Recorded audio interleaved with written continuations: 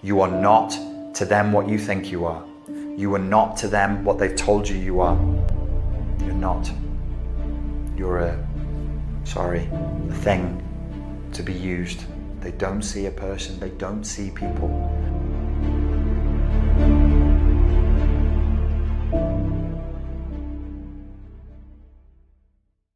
I suggested that one of the things that you can do is you can tell the person who you think has narcissistic personality disorder no.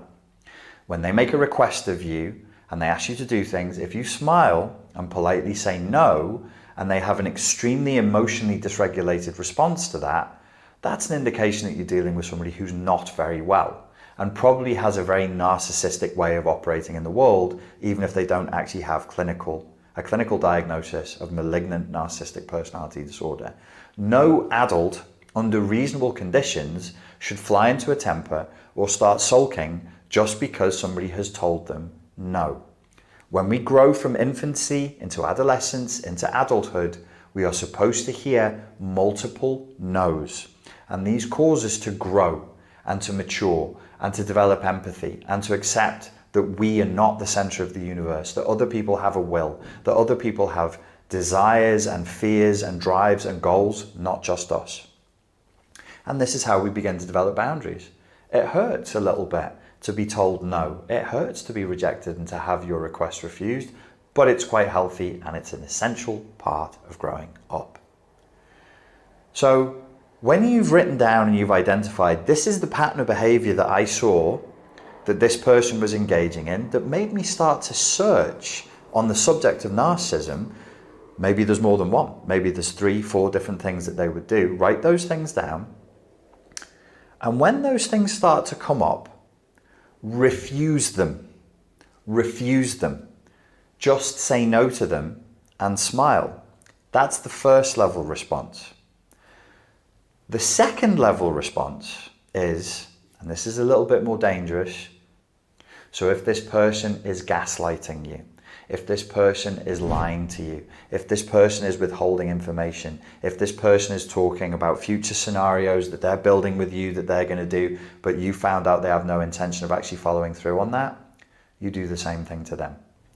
If you say no to the things that they do calmly and pleasantly, and they fly into a rage or they sulk for days, or there's a huge emotional response, that's an indication that what you're dealing with is a very, very fragile, non-resilient and narcissistic approach to life and to relationships that's very, very self-centered and highly toxic and probably would score somewhere on the spectrum for narcissism. Don't be childish. This is not a means of revenge. This is not take revenge on a narcissist. You do this once, maybe twice. Number one, you want to be figuring out what their behaviors were. What did they do that caused me to look this up? Number two, you want to actually think ahead of time what you will do about it if you get a positive result on this test. Number three, the soft version is when they do those strategies, you calmly smile and just say no. Now let's get to the point where we combat this, where we start to follow through and we start to actually set boundaries with this person, which is extremely hard to do in a narcissistically abusive relationship. Face it.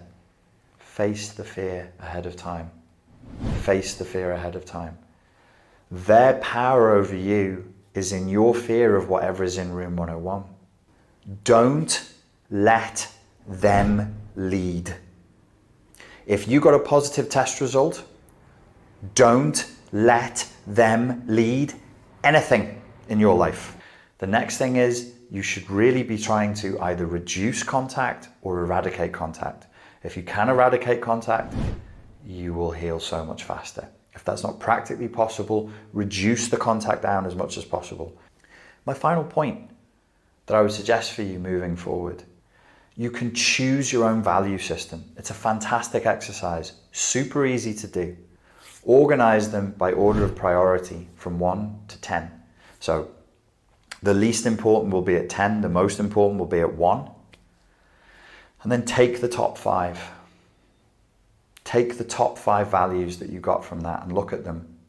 Every interaction, compare your top 5 values to that interaction.